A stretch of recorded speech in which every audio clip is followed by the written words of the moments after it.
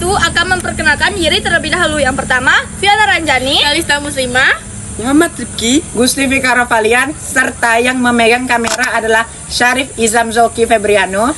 dan yang tidak bisa hadir dikarenakan pulang kampung Rizal Fahreza. Pada kesempatan kali ini kami akan membuat video tentang materi letusan gunung berapi. Selamat menyaksikan.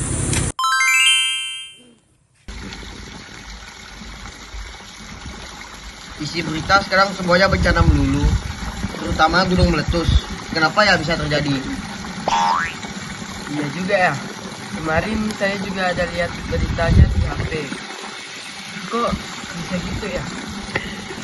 Kenapa ya banyak yang terjadi di Indonesia? Bagaimana ya cara menghadapinya?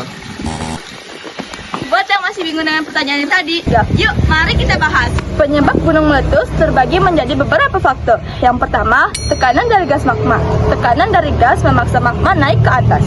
Yang kedua, pergerakan lempeng tektonik yang menciptakan tekan yang mempermudah magma naik ke atas. Yang ketiga, gempa vulkanik memicu pergerakan magma naik ke atas. Yang keempat atau yang terakhir, penambahan volume magma yang memicu tekanan dan akhirnya menyebabkan erupsi. Berikut beberapa jenisnya. Yang pertama huayan, yaitu lelehan. Yang kedua strombolian, yaitu ledakan ringan. Yang ketiga vulkanian, yaitu ledakan sedang. Yang keempat merapi, yaitu guguran lava. Yang kelima plean, yaitu awan panas.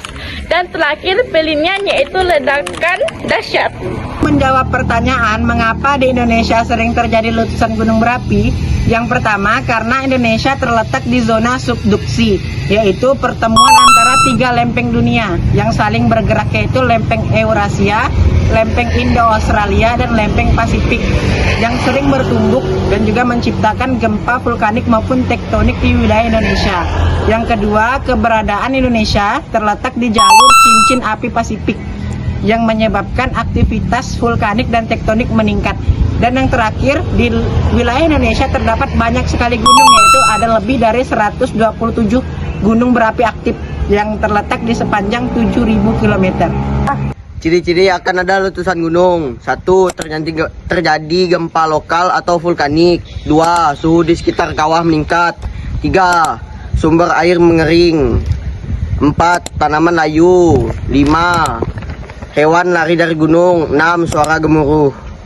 Ketika merasakan ciri-ciri tersebut, lakukan hal 1. Segera mengungsi. 2. Hindari area berbahaya. Ketiga, menggunakan pakaian tertutup. Keempat, lakukan tindakan pencegahan. Letusan gunung berapi dapat membawa dampak positif yang jarang diketahui. 1. Tanah lebih subur. Abu vulkanik yang kaya akan mineral sekian lama akan terurai dan membuat tanah menjadi subur. 2. Sumber daya mineral. Letusan gunung berapi akan mengangkat mineral ataupun logam berharga seperti belerang, tembaga, dan emas ke permukaan. 3. Energi geotermal. Panas bumi dari hasil aktivitas vulkanik dapat dimanfaatkan sebagai sumber energi alternatif terbarukan. 4. Mata air baru. Lapisan batu dapat menyimpan air hujan dan juga membuat sumber air kaya mineral baru. 5. Bentang alam baru. Letusan gunung berapi dapat membuat ataupun mengubah keadaan alam yang dapat menjadi daya tarik untuk wisata. Selain dampak positif, ada juga dampak negatifnya. Antara lain, yang pertama bahaya kesehatan. Abu vulkanik menyebabkan gangguan pernapasan seperti asma, bronkitis, penyakit iritasi mata, dan penyakit kulit. Yang kedua, kerusakan lingkungan dan infrastruktur. Aliran lava dan lahar panas dapat merusak rumah, lahan pertanian, hutan, serta memutus jalan transportasi. Yang ketiga, kerugian ekonomi. Mengganggu operasional bisnis, penerbangan, dan merusak tanaman pertanian. Dan yang terakhir, pencemaran udara. Mengeluarkan gas beracun seperti SO2, CO, NOx, dan H2S. Setelah tahu penyebab, ciri-ciri, jenis, dan cara menghadapi letusan gunung berapi, ayolah kita peka terhadap ciri-ciri tersebut untuk mengurangi dampak buruk daripada letusan gunung berapi tersebut. Terima kasih sudah menyaksikan, semoga informasinya bermanfaat. Terima kasih. Wow.